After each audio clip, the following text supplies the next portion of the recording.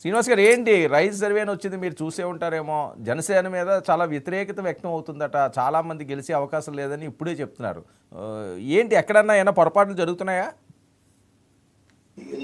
మా కాన్స్టిట్యున్సీ వరకు చూసుకుంటే నేను 100% పనిచేస్తా ఉన్నాను. ఎక్కడ ఒక డబ్బుల దగ్గర లేకపోతే ఇంకోటి మనం ఆలోచించే ప్రసక్తి లేదు. ఓన్లీ ఫర్ జనం ఏదైతే ఓట్లు వేసారో నాకు 62,000 మెజార్టీ ఇచ్చారు. అంతకంటే బాధ్యతగానే పనిచేస్తా ఉన్నాను. నా సొంత డబ్బులు ఖర్చు పెట్టి ఈ రోజు కాన్స్టిట్యూన్సీ డెవలప్ చేశారు.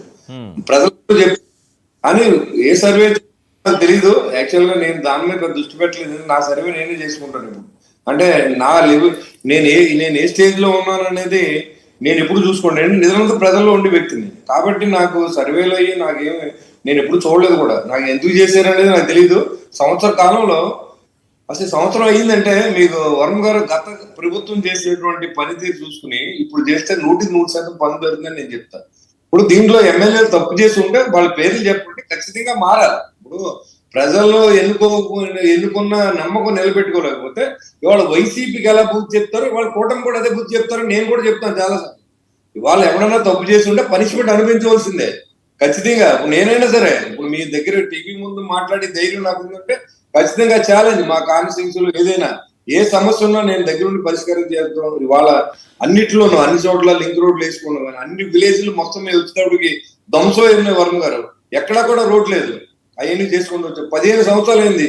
కెనాల్ సిల్ట్ సొంత డబ్బులు కొంత ఖర్చు పెట్టి గవర్నమెంట్ 20 లక్షలు మనం అన్ని తీర్చాం. అంటే ఒక విషయం ఇక్కడ ఇలాంటిది సర్వేలు వచ్చినప్పుడు బాగున్న వాళ్ళకి అందరికీ కూడా చాలా హ్యాపీగా అనిపిస్తుంది అండి. బాగోలేదు అది తప్పుడు సర్వే అనిపిస్తుంది. సో ఓకే, మీరు అడిగారు కాబట్టి సరిదిద్దుకోవాలని మీరు అడిగారు కాబట్టి ఎవరెవరు సరిదిద్దుకోవాలి అన్నది నేను చెప్పే ప్రయత్నం చేస్తాను. ఎందుకంటే దీని మీద డిబేట్ నడుస్తుంది కాబట్టి చాలా ఇంపార్టెంట్ కాబట్టి.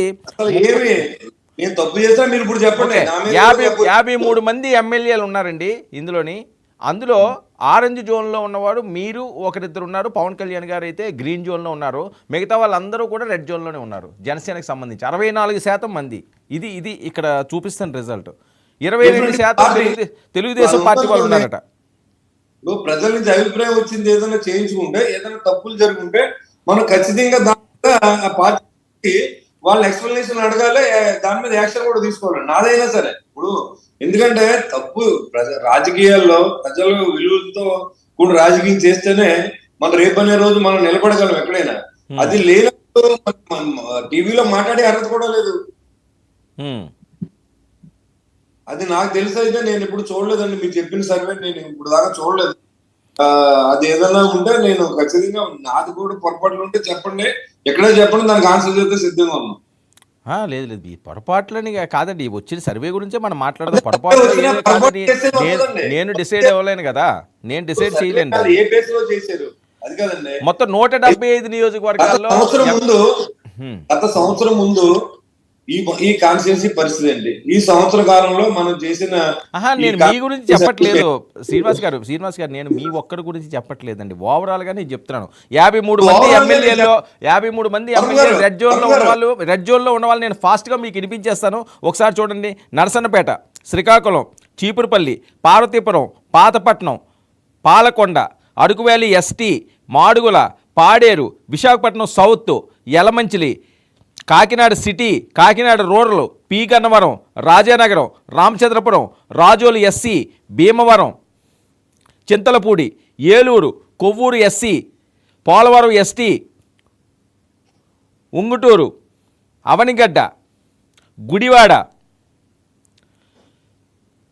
తిరువూరు ఎస్సీ నియోజకవర్గం, Guntur east, Guntur west, Prathipadu SC నియోజకవర్గం, Sattenapalle, Pedakurapadu, Narasaraopet, Chirala, Santhanuthalapadu, Gudur SC, Kavali, Udayagiri, Sullurpeta, Gangadhara Nellore, Puthalapattu, Tirupati, Satyavedu, Srikalahasti, Badvel, railway Koduru, Anantapur urban, Singanamala, Guntakal, Adoni, Allagadda, Aluru, కొడుమునూరు, Panyam. వీళ్ళందరూ రెడ్ జోన్లో ఉన్నారట సార్. 55 మంది. ఇందులో ఆల్మోస్ట్ మీ ఎమ్మెల్యేలు చాలామంది ఉన్నారు. మీ పేర్లు అవి లేవు కానీ, తాడేపల్లిగూడెం ఇవి లేవు కానీ చాలా వరకు ఉన్నాయి.